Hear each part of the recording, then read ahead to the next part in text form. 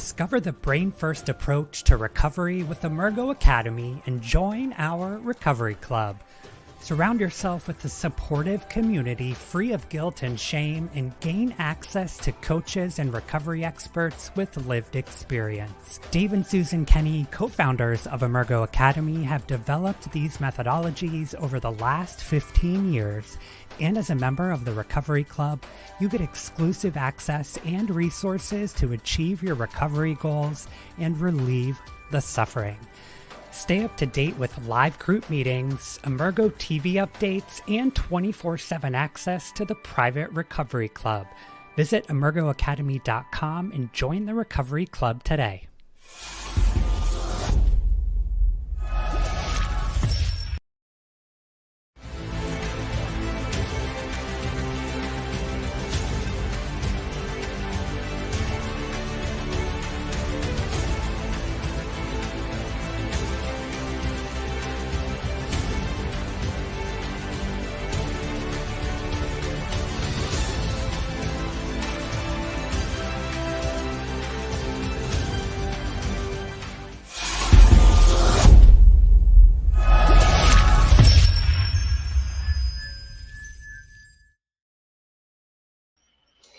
Well, welcome. Here we are on another week of, weeks go by fast. Emergo TV. Emergo TV. I am Susan Kenney. I'm Dave Kenney here with Emergo TV. And today we're going to shake up a little bit. We always do questions and answers. Anybody have some questions? We've had some submitted already. And Nate, as anybody's watched us, Nate, the great producer, podcast streamer, TV guy, will handle the questions. But we also have a special guest today. And we'll get into that in a minute. Our first guest ever on Emergo TV, who shall remain our first guest into perpetuity. Well, we've had Emergo Radio, the podcast. This is Emergo TV. This is Emergo TV. This is our first guest on Emergo TV. All right, let's jump into it. We got Al Richards. So Nate, if you want to invite Al on, Al Richards from Salt Lake City, Utah. Well, I don't know, Al. Do you actually live in Salt Lake or one of the surrounding cities? No, one of the surrounding cities, a place called West Jordan, actually where I grew up. West Jordan. Okay. Right next door to Salt Lake. Am I close? It's pretty close. It's close enough. All right. So you give me, he's being nice to me. You get that? So Al Richards from, what is it? West Jordan. West Jordan, Utah. Home now of the newest NHL hockey franchise, which we'll get into in a minute.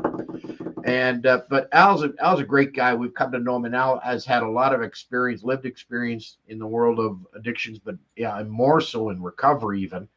And Al's been an absolute, positive transformation leader, inspirational in the world of recovery. Al, you started your own podcast in 2021.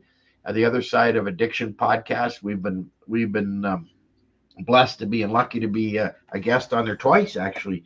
And you are one of the best podcasters we've ever come across. Deep listening, great questions, excellent, wonderful conversations. But you're also the co-founder of the Healing Utah Success Summit.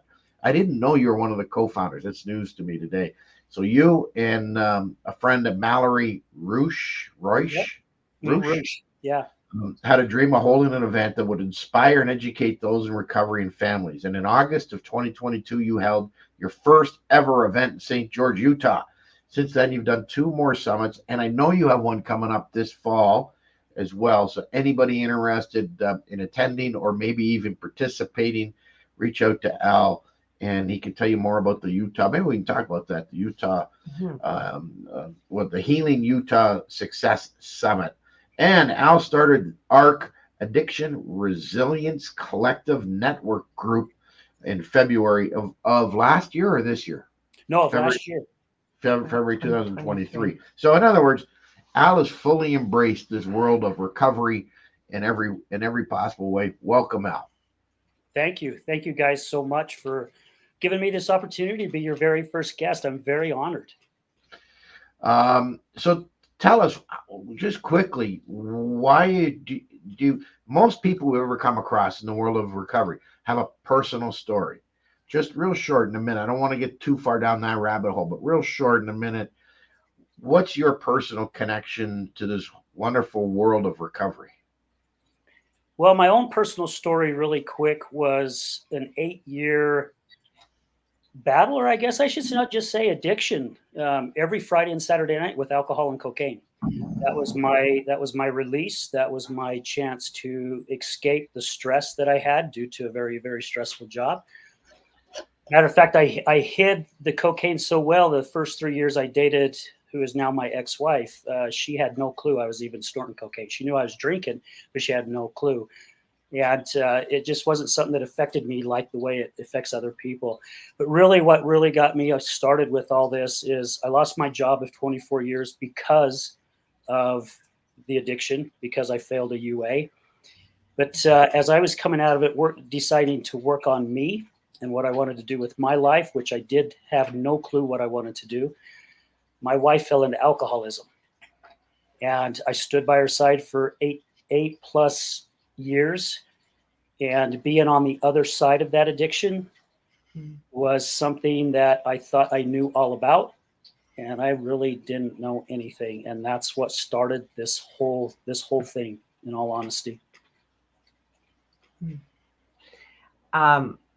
Your heart is as big can be, and I can imagine. I mean, I know what you've turned it into. But how did you end up with the Utah, the Healing Utah Success Summit? How did that come? You said that about? right, didn't you? She said it right. Yeah, she said it right. Absolutely. Okay. Yeah. So there's one mark on Susan right there, plus sign, right? No, there was this beautiful young lady who lived in St. George, who still lives in St. George, Mallory Rouge, who you mentioned just a little bit ago.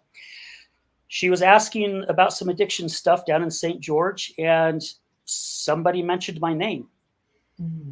And she found me on Facebook, reached out to me. We got on this phone call. We talked for almost 2 hours. I invited her to be on my show. And she goes, matter of fact, I will come to the studio. I had a studio at the time. And she drove from St. George, 350 miles north, to come and be on the show. We had a great time on the show, and I pretty much adopted her as a daughter because she's the same age as my 2 daughters, right around that in the middle of it. And just, I don't know, we became really good friends. Like it happens with me and a lot of the guests that come on, we become really good friends. And one day we were on the phone and we're talking, and she goes, Al, I've had this dream about doing an event that's all based around recovery. And I got goosebumps just like I do right now. And I said, you got to be kidding me. And she goes, why? Is it a dumb idea? I said, oh my gosh, Mallory, I have been thinking the exact same thing. And then she said, oh my gosh, you got to be kidding me. So she goes, Al, there are no such thing as coincidences. There's a reason why you and I met. And I says, I agree. So we talked about it for a few months here and there. And then one day she called me and she goes, hey, do you really want to do this event? And I said, I do. She goes, well, let's stop talking about it. Let's just do it. And I'm like, done. Let's do it. And she goes, but how? I'm like, I don't have a clue. Let's find a place. Let's pick a date and we'll just go for it. And we did. And we found sponsors to come in to support us. And we had 75 plus people show at our very first one. And to us, that was a success. Even if one person would have showed up, right? That was a success. And the reviews we got from it was, I mean, the people were coming up to us going, this is the best addiction summit or event I've ever been to. You guys are so raw. You don't hold anything back. You don't sugarcoat anything. You tell the flippin' truth. We can see your passion in it. 4 or 5 months later, we did another one actually it was longer than that. We did another one in April of 2023. We had 100 and something people show up at that one. And we decided, let's try it. So within about a 4-month span, we hurry and put on another one. And we've had people come to all 3 of them. It's just been amazing. It's been quite the ride, and we're getting better each time. You focused a lot in your language there about the word recovery. You said addiction, I think once, recovery like 6 times. So what do you what if someone was to go, what happens? What can they expect? They can expect to be inspired. Those on the other side of the addiction or the recovery can be educated. And it's all about letting people know it's possible, especially those who come who are just starting their journey in recovery. Because the people like Mallory, I mean, Mallory was being sentenced to 20 plus years in prison at the age of 19 because of her addiction. And now she's written a book called Inspired to Recover, all based off of one man that saved that girl's life. So when they come to this event, that's what it's all about. And especially the education part, right? Because those of us who are on the other side, we know nothing about addiction. We assume we do, we don't. And to be able to educate people and share some stories and get them to realize what certain individuals go through, that it's not the drugs or the alcohol or the porn or the gambling or the eating. And you guys all know this, right? This is what I love, which I know we'll talk about later, but this is what I love about you guys, what you teach, because I'm a firm believer it starts in the brain first. There's something going on inside there that's causing this other direction to happen. And I think that's why people are so inspired when they come to this event. And matter of fact, we've got 6 speakers. We did 3 the first time, 4 the second time, 4 the third time, and we've got 6 speakers. We got people coming up to us going, what do I got to do to be a speaker? What do I got to do to be a part of this? I mean, they are literally knocking on our doors asking, what can I do to be a part of this event? That tells us we're doing something right. I love it. I love it. And it's all about leadership. It's all about stewardship, giving, being a guide in other people's journey, giving hope.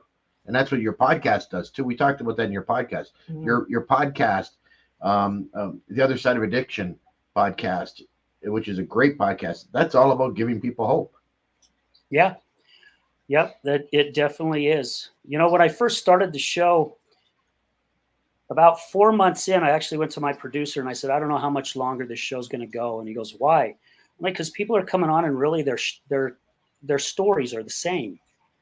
Who wants to continue to listen to a show where people's stories are the same? And he goes, just keep going.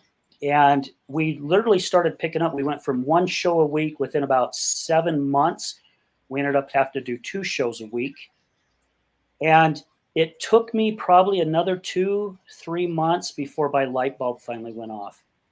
And I went, oh my gosh, that's the difference. It's the journey. Everyone's journey is different. Everyone went through on a different path to get to where to where they were going. And that's what's made it so great. And, almost 270 episodes, 3 years in, just last month. And I've interviewed people who specialize in trauma, mental health, fitness, brain health. And the bubble's still growing. So the double entendre, the other side of addiction can mean 2 things. The other side of addiction meaning that you're in recovery, and the other side of addiction meaning you are the spouse, the family of, the loved one. Am I right on that, Al? Is that a double entendre? Yes, it is. And there's one more.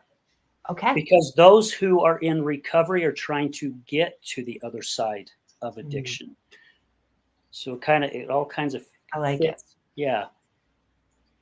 And the logo AR, Other Side of Addiction, happens to be your initials. Come on.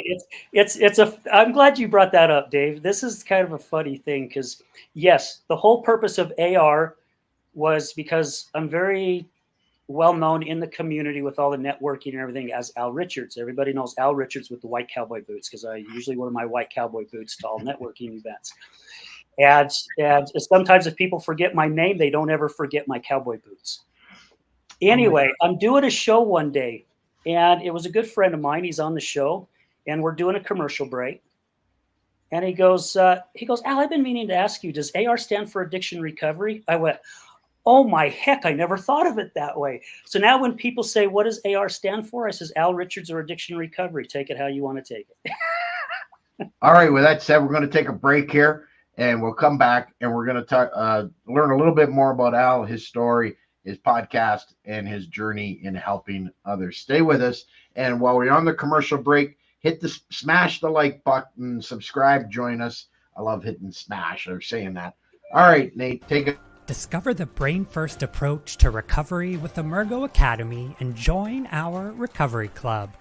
Surround yourself with a supportive community free of guilt and shame and gain access to coaches and recovery experts with lived experience. Dave and Susan Kenney, co-founders of Emergo Academy, have developed these methodologies over the last 15 years.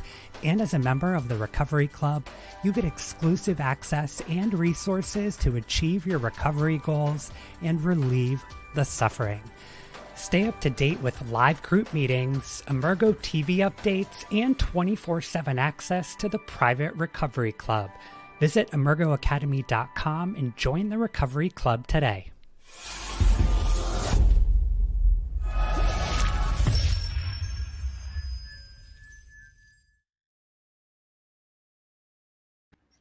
We are back with our very, very first guest is Al Richards. Welcome, Al. And you are? I am Susan Kenney. Dave Kenney, Emergo TV. Welcome aboard. Al, just first of all, you got to admit those graphics. That's cool, isn't it?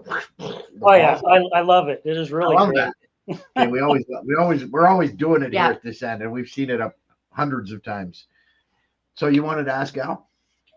Al, I know that you're an incredibly healthy person. I know that your life is filled with great things. Was it always like that? Were you always this healthy? Were you always drawn to things that you're drawn to now? Or is this an evolution in recovery? That's a really good question, Susan.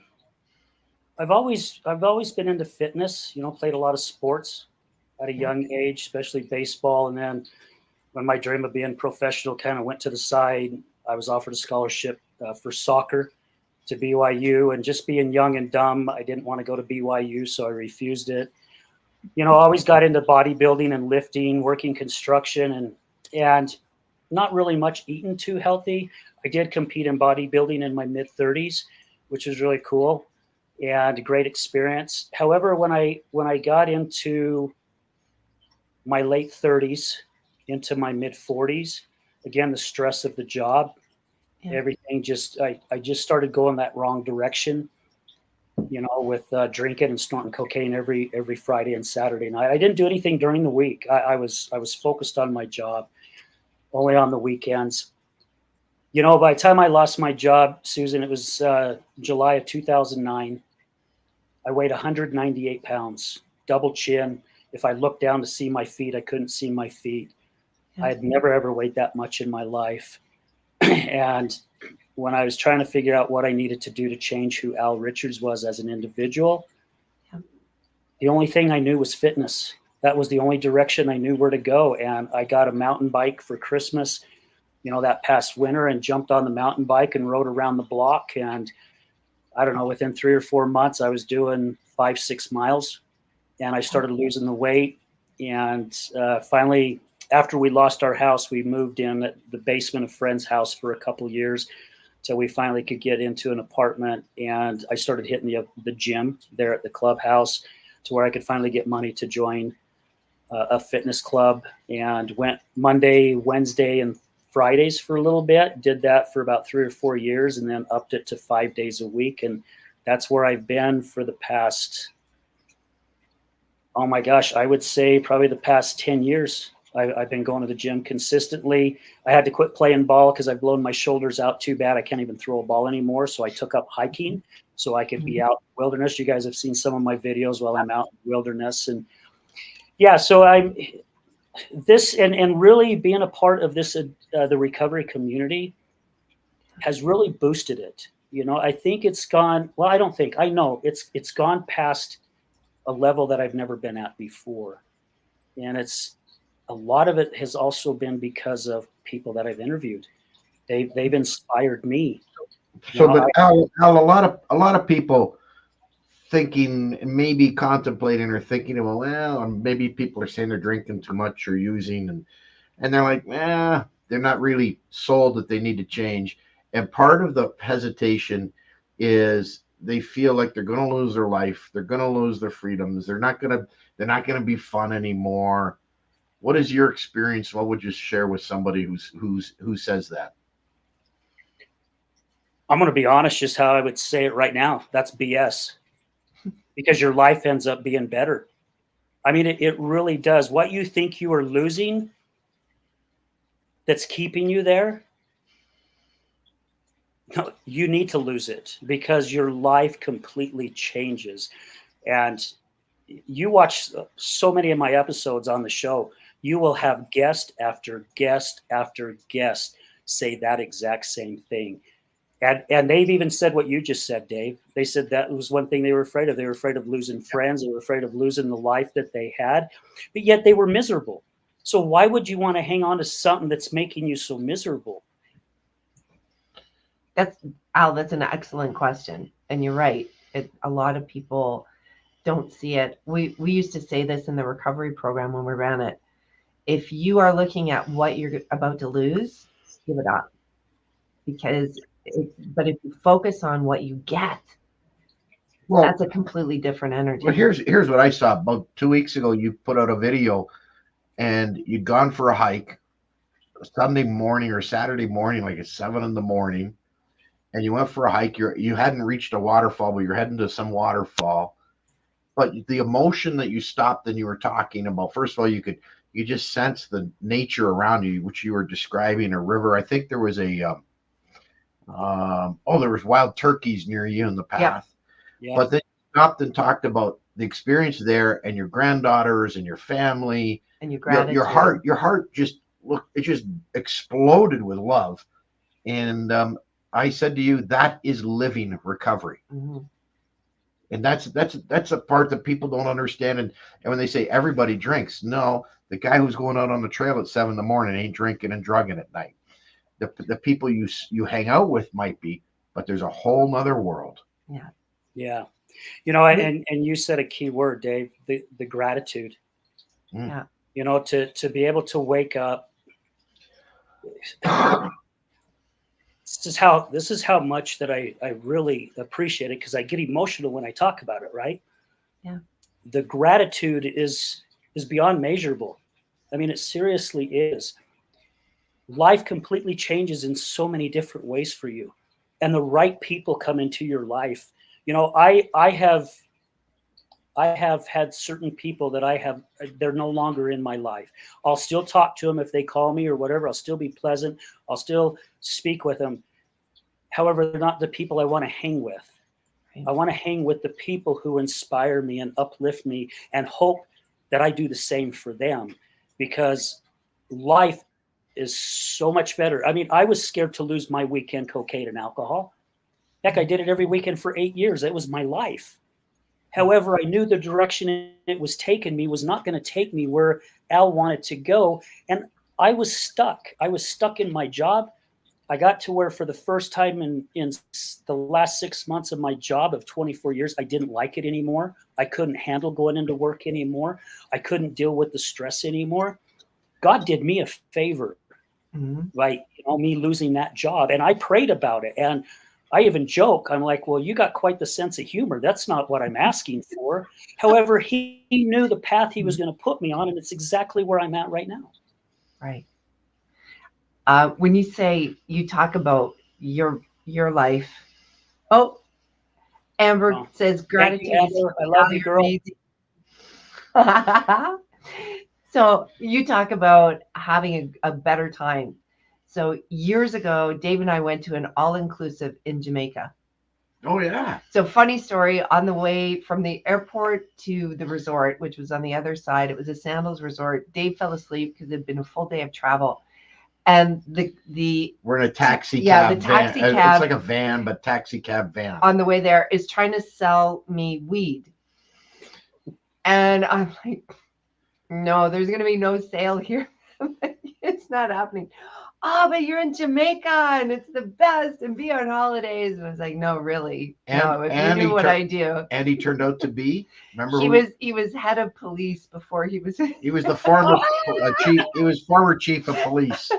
And Yeah, and in his retirement, this is what he was doing. I think he's making more money driving the bus selling his weed than probably policing. So this And is a true story. We got to our resort. We had so much fun because we were the only people awake on the resort between 5 and 6 a.m. Sometimes there were still remnants of people the night before. Even 7:30, about 8 o'clock. We had the entire resort to ourselves. They'd show up, their eyes were bleeding. Fresh juices. We got all the best times to go out and do water sports. We'd already put in almost a full day by the time people were rolling out, and they looked horrible. They, like Dave says, their eyes were like this. They were stumbling around, you know, they were sick. They were yellow looking. We had the best time at the Sandals all-inclusive, and people kept asking us, like, you're not drinking. It was actually, do you remember? It was like day 3 when we realized there was actually bottles, huge 26ers in our room. We didn't even notice them the first 3 days. No, we didn't notice them. Like how we missed them. And we learned later that you could drink as much, and housekeeping just fill it up the next day. I didn't even see them.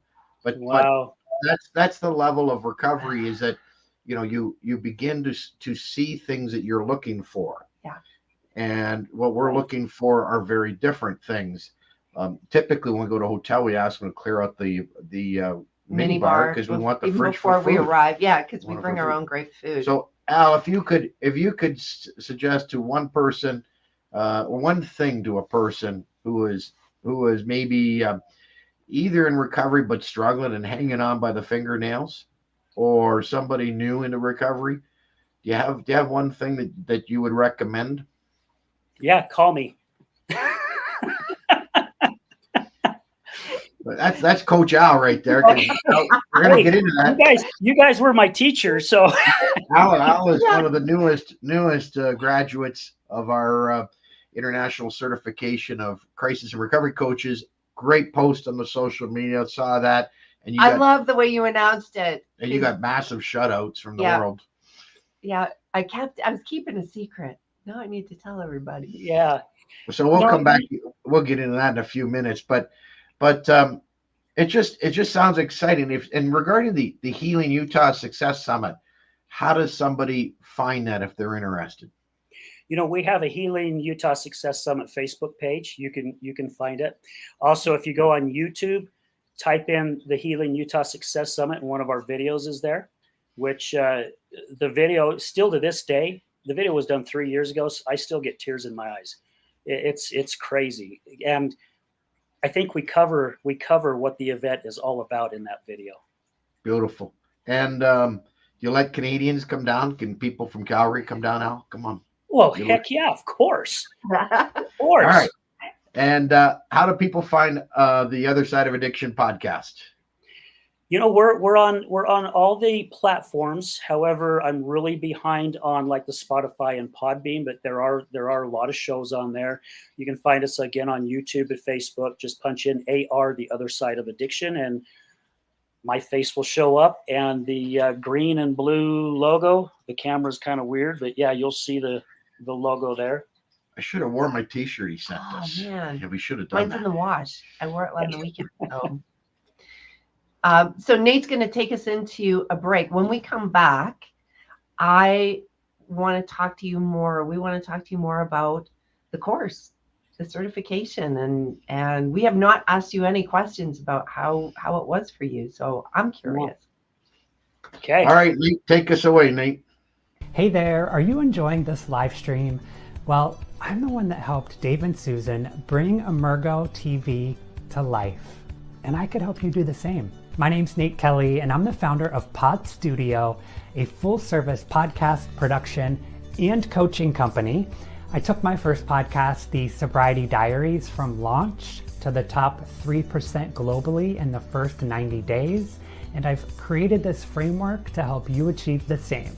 Whether you have an existing show and you're looking to kind of level things up, or you're an aspiring podcaster that wants to hit the top of the charts, I'm your guy.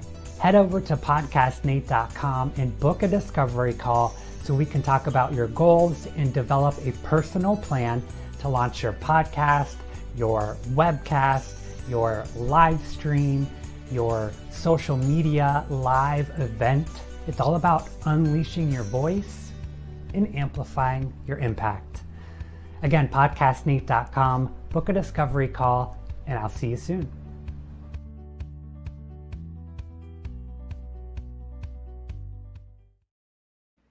Speaking of podcasts, Nate has a great podcast, and he's incredible in this podcast streaming world.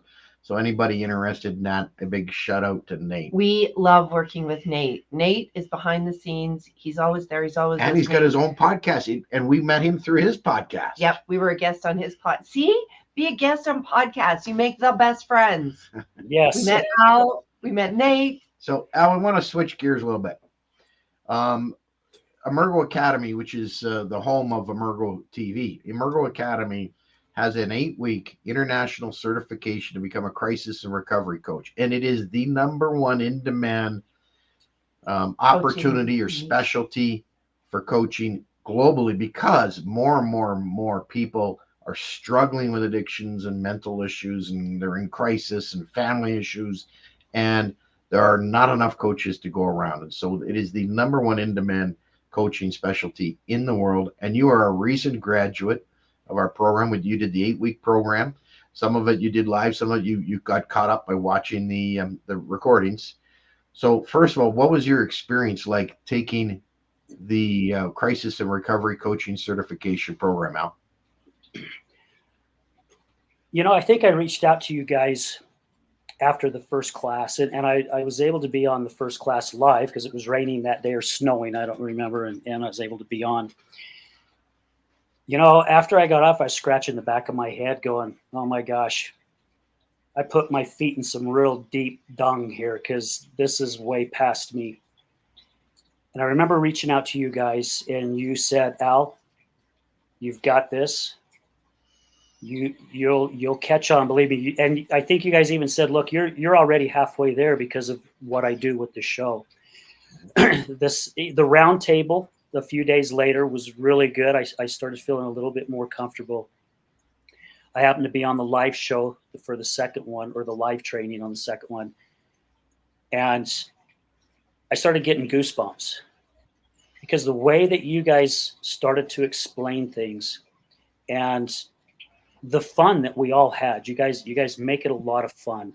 You make it so relaxing. And I think the reason why I felt the way I did the first one, yes, it seemed like it was way past me because a lot of the people that was in the class, which were a ton of people in the class, they're already there. They're already doing some kind of coaching or training or something like that.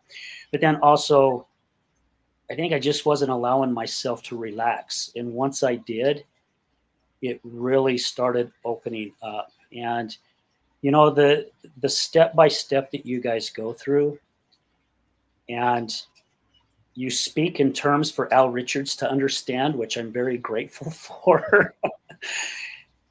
The class was just amazing. You know, it really was. And I said this at the beginning of the show, you guys' concept about the brain first approach has been, again, something that I have been believing for a long time. And I've had other people reach out to me about coaching, and it just wasn't a fit. And of course, I don't think I was really ready at the time. And when you guys reached out to me and said, hey, we're going to start this coaching, I mean, I told you guys after the podcast, I mean, I feel like I've known you guys all my life. And I mean that seriously. I just don't say that to blow smoke up somebody's back end. I truly feel it. And I'm so blessed that I got to meet you guys and I got to take your training because, again, it was amazing. And since I posted my post, I think I've introduced you to 3 people, I think. And I was just doing another introduction before I came on the show because someone called me today and said, hey, how do I take that course? And so I'm getting ready to do an introduction, which you'll see in the email sometime tonight. Oh, Al, my gosh, we appreciate that. I want to go back to what you said in the beginning, because I do remember after the first meeting and you felt overwhelmed. You thought, oh my gosh, like there's no way I'm going to be able to keep up. What was it? What was it in the beginning that had you overwhelmed? Do you remember? It was the way you guys were speaking, right? It was in terms. It was Susan. It was Susan. It was Susan. Okay, so I'll just Susan. say, Susan, it was the way that you spoke. I'll let Dave escape on this one. I use short little words. She uses big words. Yeah, it was just, and the questions that other people were asking.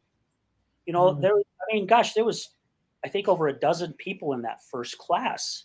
And I'm like, oh my gosh. And they're all saying, because you guys had us go around and say, hey, this is, what is it that you do?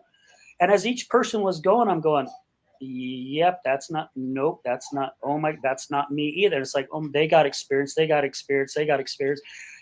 I was looking at myself being the low man on the totem pole. Again, I was doubting my own self, right? That brain speaking to you going, no, you're not good enough to do this. And how many podcasts have you done? Almost 300 now. and everybody in the class wants to do one. Yeah. So one. Yeah. Yeah, they want to start and do one. You've done 300 on addiction. So I bring that as a little point of contrast for you. So I think everybody, you may have been feeling that way, but I think that was a pretty unanimous feeling because of the way we approach it. So you're right. How we introduce it. This isn't a cookie cutter program. This isn't the stuff that you're going to get from anybody else, because what we put together is from running the recovery program for over a dozen years. So this is hands-on, the real deal, living with people, having a big team and finding out what works. But you're right, all through the lens of you've got to look at the brain first. And there is no shame. There is no blame. It's not about willpower. And introducing that neuroscience part of it does make it seem like, oh my gosh, there's a lot here. Yeah. And I had to stop and think about it after that first class. And I thought, Al, you need to take your own advice. Because I tell people a lot, if something scares you, that like doing something, I don't mean like if you're up on an edge in a cliff and you're looking at 2,000 feet down and you're scared, right? There's fear there, but that's a different type of fear. The other type of fear of doubting yourself and not wanting to make the step because of the unknown, or being afraid to move out of addiction into a different world that you don't know of. I say that's the opposition. It's the opposition wanting to keep you away from the direction you are absolutely supposed to go in. And I had to tell myself over and over and over, even into the second week, going, this is the path I'm supposed to be on. Whatever it takes, you need to stick this out. And you guys, I think when we even had a talk, you said, can you be committed? And if I say I'm committed, I'm committed. I will give everything into it. I don't back out of it, because I didn't have integrity before 15 years ago. I was a liar. I was a manipulator. My word means everything to me. And when you guys asked me that question and I gave that to you, I'm like, I can't go back. I'm in 100%. And I'm so glad. I'm so glad that I did. So, Al, I got a couple questions. I want the first thing that comes to your mind.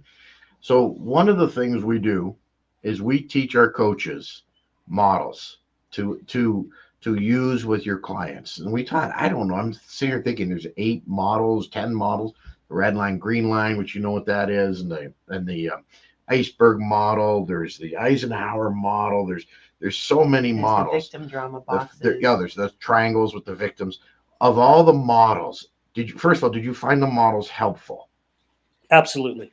Okay. Now, which one then would be kind of your favorite? Because we all have our favorite models. Which one do you lean into the most? The dreaded drama triangle. I remember specifically, Dave, the day of that training, you said, class, you're going to learn something today that's going to change your life. And I was like, okay, well, I'm pretty interested to see how this is going to go, right? You were 100% right, at least on my part. it changed my life, because I have lived in that triangle all my life, and I believe the majority of us have. Right? I'm going from victim to persecutor to victim or rescuer.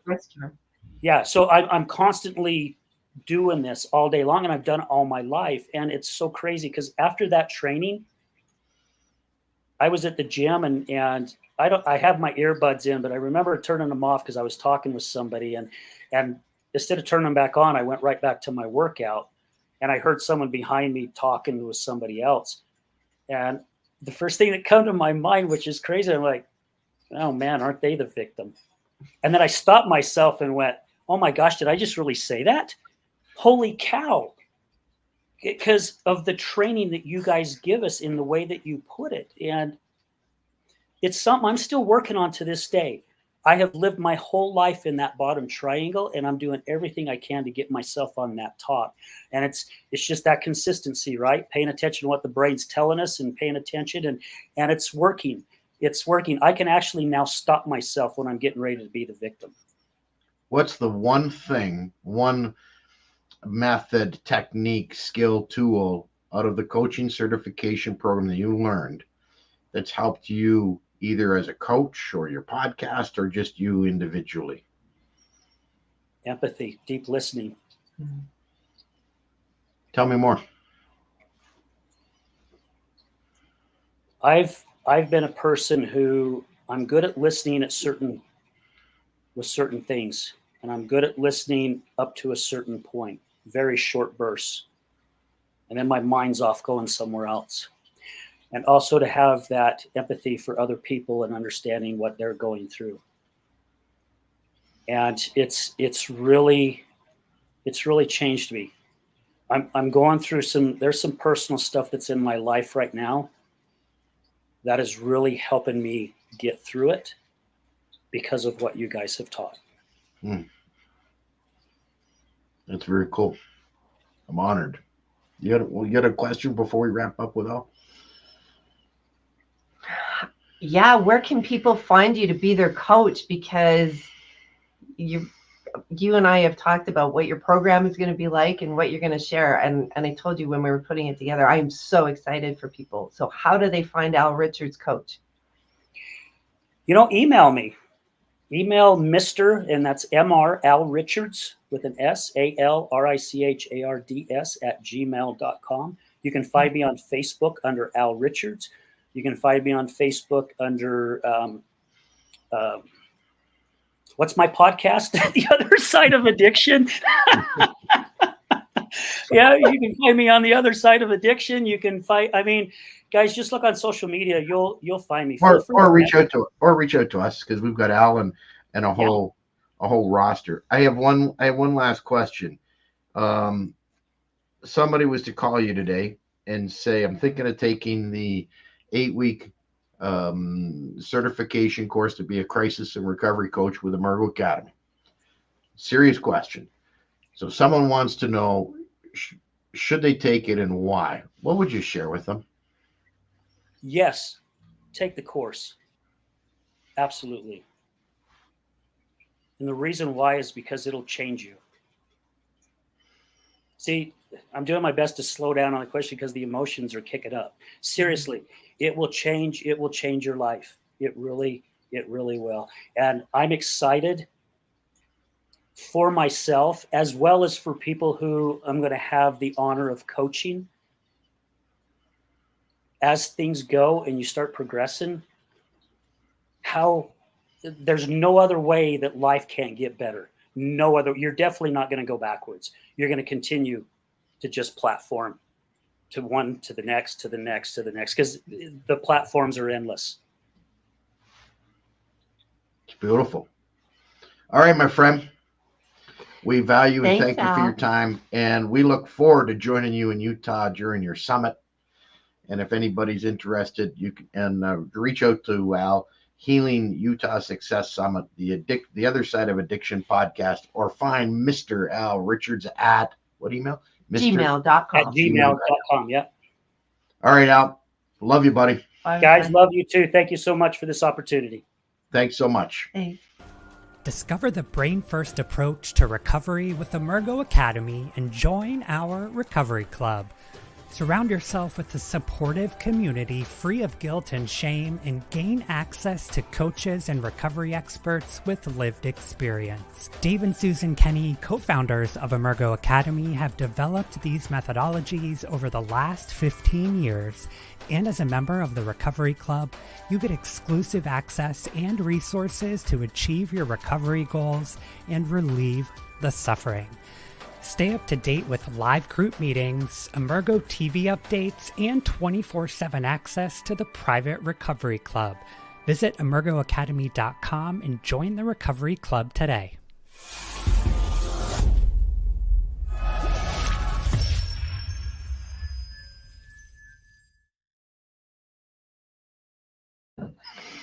All right, welcome back to Emergo TV. My name is Dave Kenney here. And I'm the winded Susan Kenney because I ran. Show them what you went to get and during got, the commercial break. Because it's happy hour.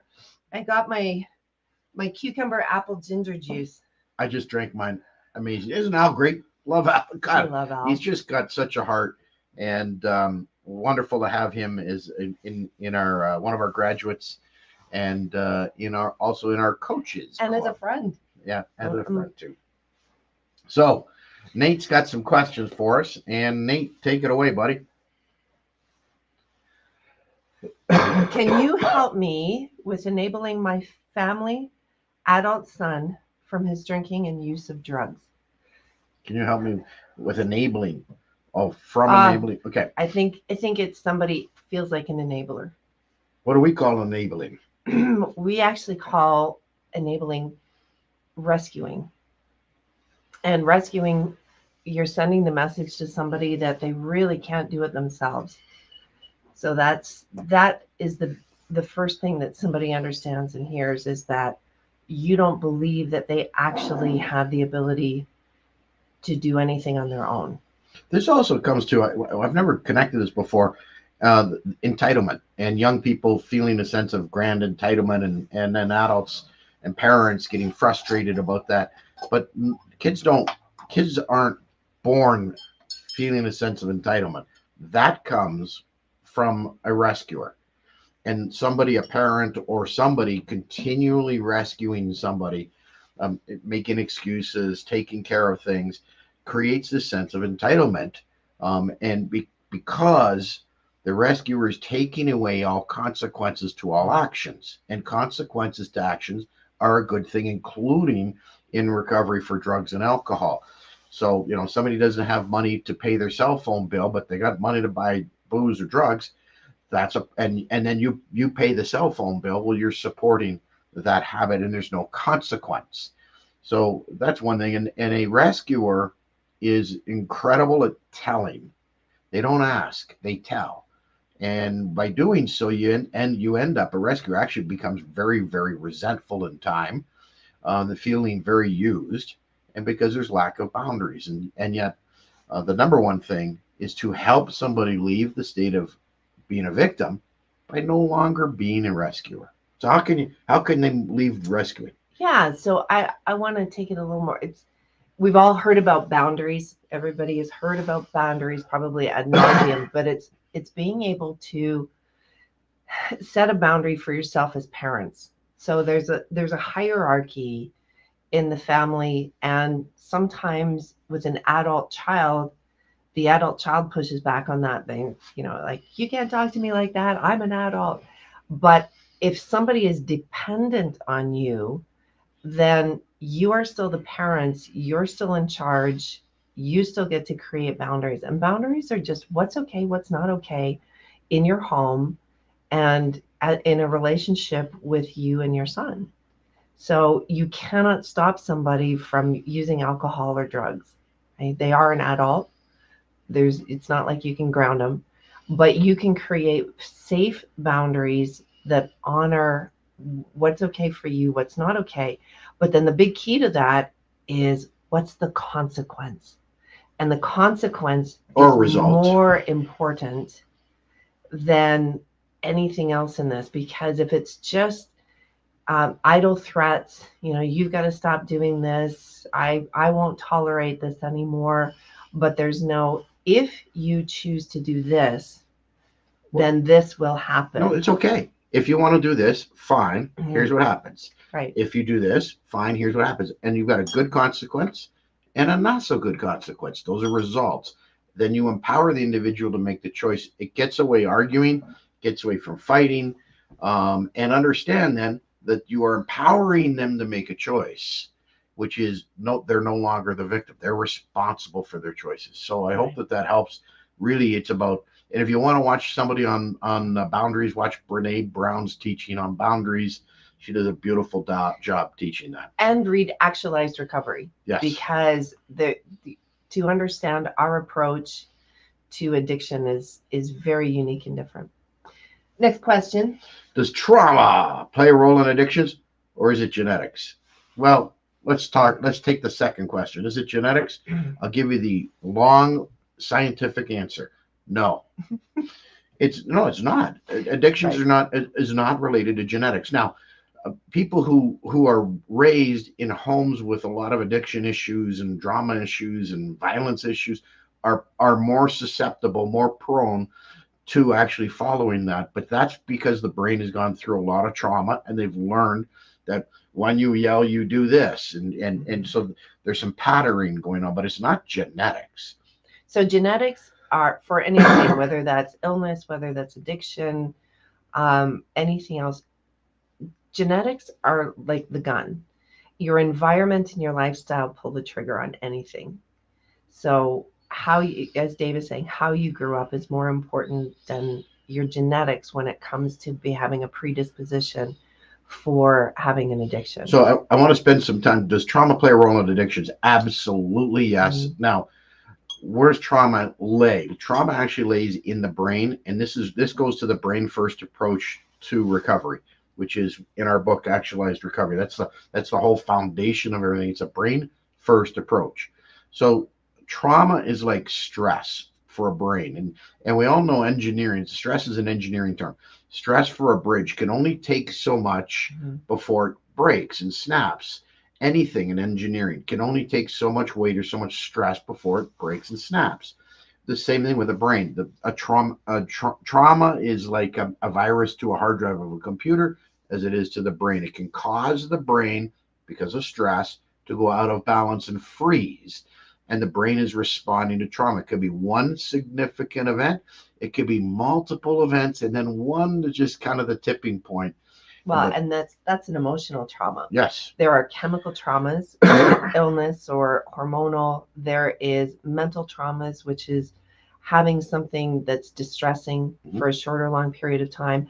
And then there's physical trauma, which is an accident, a concussion, a traumatic brain injury. So something that physically affects. So there are 4 traumas, not just emotional trauma. Well, and what happens then is because the brain gets stuck from any of the 4 categories of trauma, the brain can get stuck, and then it finds relief from using a substance or a behavior.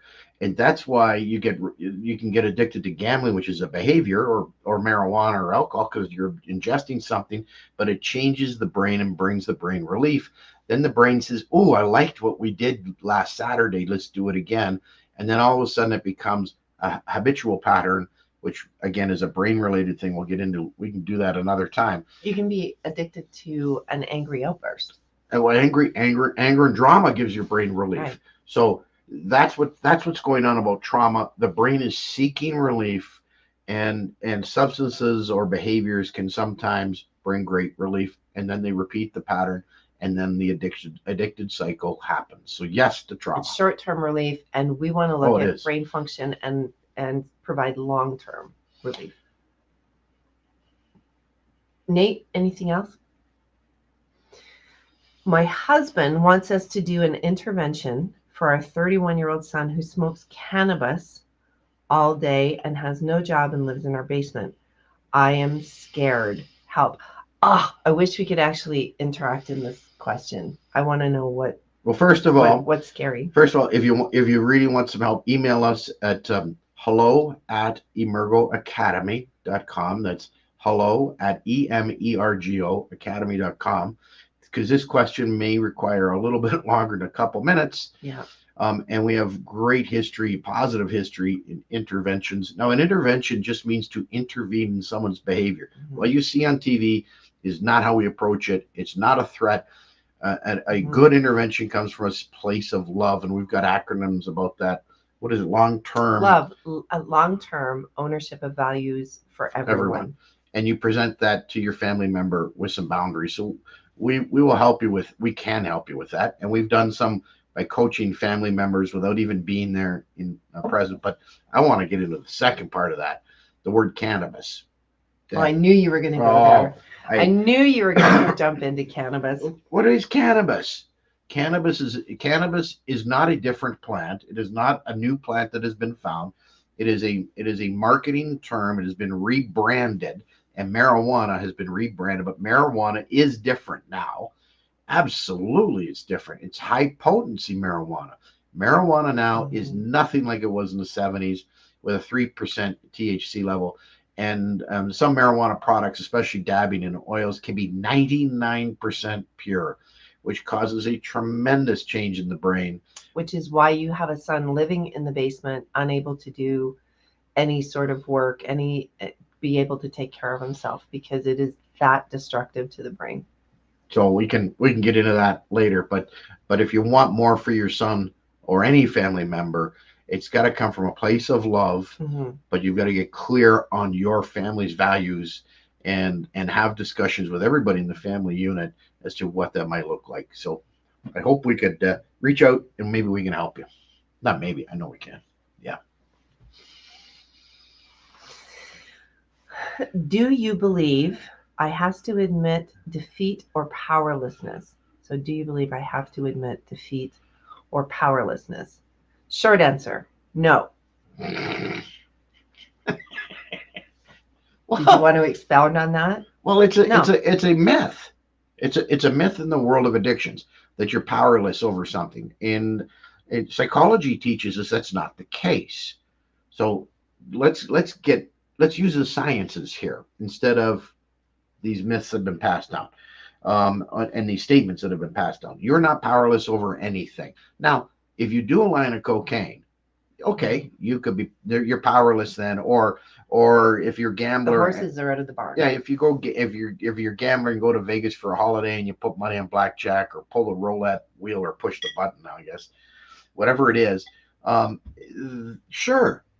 Do a shot at tequila and you haven't drank for 10 years, yeah, the horse is out of the barn. That could be powerless. Where you have power is the moments, the days, the weeks before that. Right. What are you deciding to do? Who do you have in your life? Those are the issues that make you powerful. You want to explain logotherapy? So Viktor Frankl is survived the Holocaust and was an Austrian psychiatrist who developed something called logotherapy. So there is a stimulus, there is a gap, and there is response. So in that gap lies your power. So something happens, an event, something triggers, people call it triggering. Before you go to the response or what you're going to do, there's a gap. And it may only be seconds, but it may be longer. But in that gap is your power.